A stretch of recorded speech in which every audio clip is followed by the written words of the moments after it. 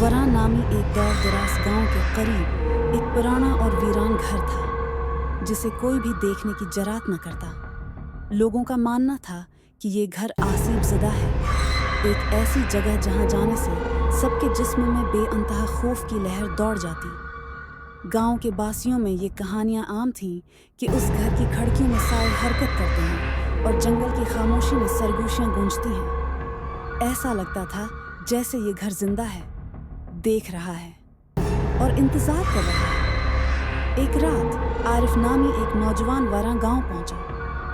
वो किसी दूर दराज गांव से सफर करके आया था और बहुत थका हुआ था। उसने रात गुजारने के लिए उसी वीरान घर का इंतखाब कर लिया। गांव वालों की वार्निंग को नजरअंदाज करते हुए उसने घर में दाखिल होने का फैसला किया। दरवाजा खुलते ही भारी आवाज गूंजी जैसे कोई खतरा की घंटी बजा रहा हो। अंदर की हवा भारी और ठंडी थी, जैसे वक्त वहां रख गया। आरिफ ने एक छोटा सा चिराग रोशन किया और सोने की कोशिश करने लगा, मगर अंधेरे में अजीब आवाजें आने लगीं। कमरे के कोने कोने से मध्यम सरगोशियां आती थीं और दीवारों पर साये झलमिलाते थे, बगैर किसी नजर आने वाली वजह के। जब भी आरिफ आंखें बंद करता, उसे महसूस होता जैसे कोई उसे अंधेरे से घूर रहा हो। घंटे गुजर गए और नींद उसके लिए नामुमकिन हो चुकी थी।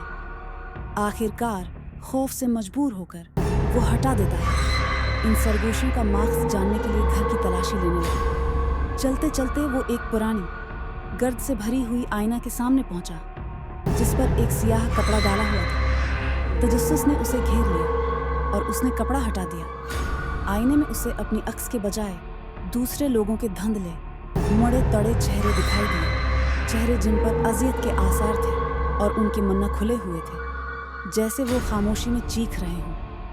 खौफ से आरिफ ने बाहर निकलने की कोशिश की, मगर दरवाज़ा बंद हो चुका था। सरगोशियां बुलंद हो गई और इसमें अल्फाज बनने लगे जो उसे खबर